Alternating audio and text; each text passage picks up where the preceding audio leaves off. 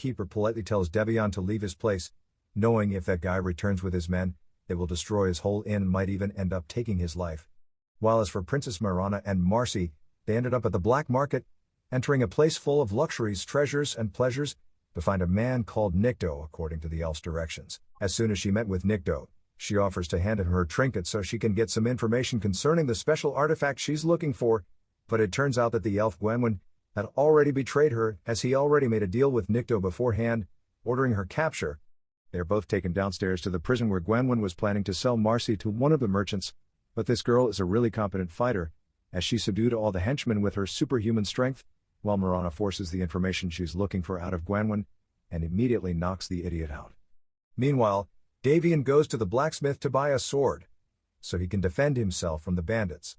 The blacksmith refuses to give him a sword in exchange of the bandit ring, knowing it might cost his life. The desperate Devion suddenly decided to try his luck on gambling using the ring as a bet, but he failed miserably. Princess Marana goes to a shopkeeper to know the whereabouts of the artifact. Knowing her identity, he tells them to meet a sage who stays in a tower in a valley south of the Broken Peaks, and handed her a green gem, which serves as the only access of meeting the person.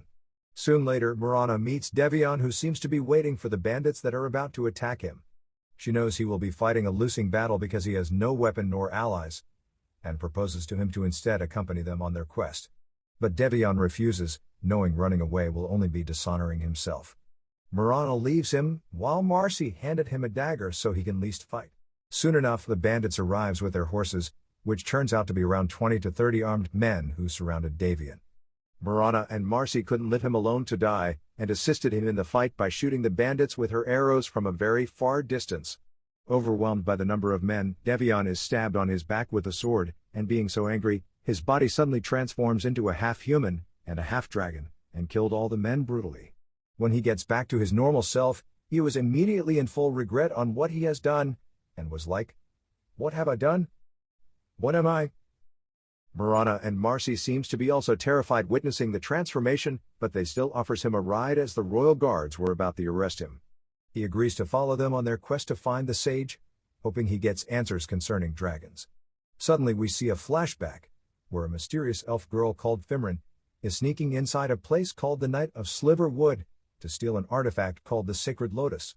This girl has the ability to shapeshift into any form, and uses it to try and deceive Princess Marana and Marcy, who saw her, but looking at the lotus gone.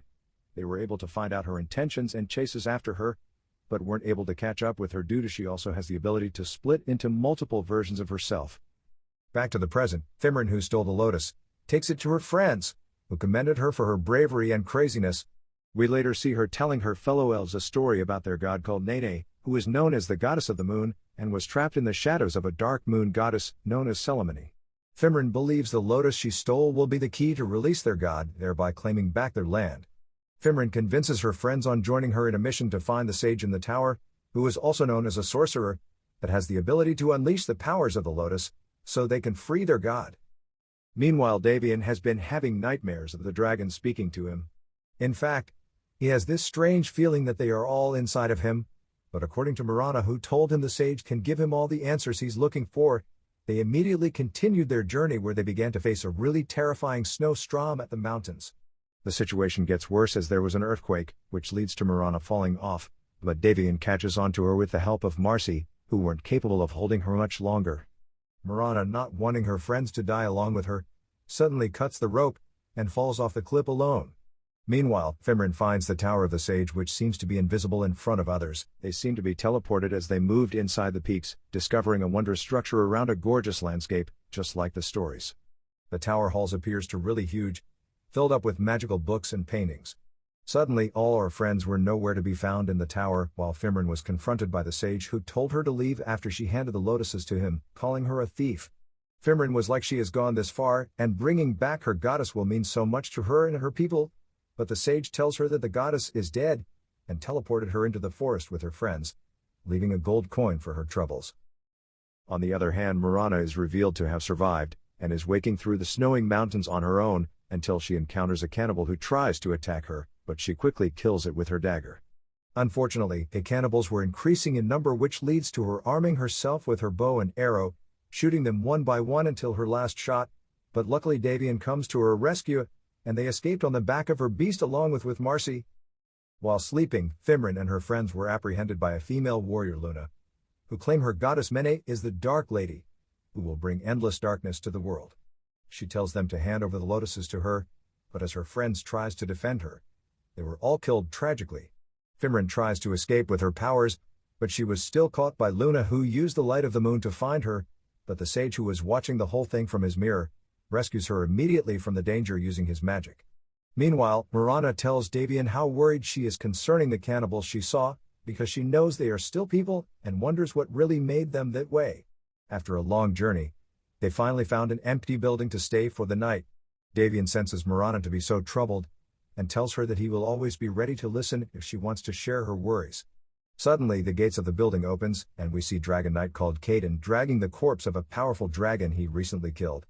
Davian seems to be so shocked, because it would have taken hundreds of men to bring down an adult dragon. They narrates all their adventures to Caden, who was busy butchering the dragon as they speak. Caden notices that Mirana is really disturbed by this act, and tells her that dragons are killing machines that are just meant to be extinct. Davian started getting strange feelings, urging him to attack Caden, but he stylishly excuses himself. Mirana advises Davian to explain to Caden about his situation, believing he can be of great help to him. During dinner, Caden expresses his hatred for Slyric, who killed his friends and massacred his villagers before his eyes, and as the only survivor, he went on a mission to kill Slyric only to find the dragon nest empty, but came across Davian's necklace, which gave him a hint that Davian also showed up at Dragon's Lair. Caden begs him that he really needs answers concerning Slyric's location, or how he was able to survive in the midst of two powerful dragons.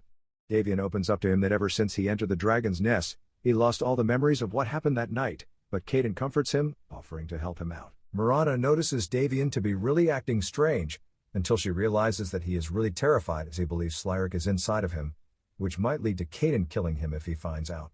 Mirana tells him to be cool, because Caden is a dragon knight like him, and is surely going to understand. Meanwhile, the sage questions Fimran about her powers, and she replies that she has the ability to be invisible, splitting into many versions of herself, and most especially, moving through shadows, which it's more effective at night. She narrates her dream when she freed her goddess, and how peace was brought back to her land, and then lashes out at the sage for having so many books and so much magic, yet he decides to do nothing. Damien wakes up from a very horrifying nightmare, only for him to be electrocuted by Caden, who captures him and takes him underground. He impales all areas of Davian's body, commanding Slyric to live his body. After more pain and torture, this forces Slyric to be awakened inside of him, and that was how this episode ended. Thank you for watching, guys. As soon as this video reaches 20,000 views, the rest of the episodes will be posted. If you love animation movies, please subscribe to this channel. And keep watching. Bye.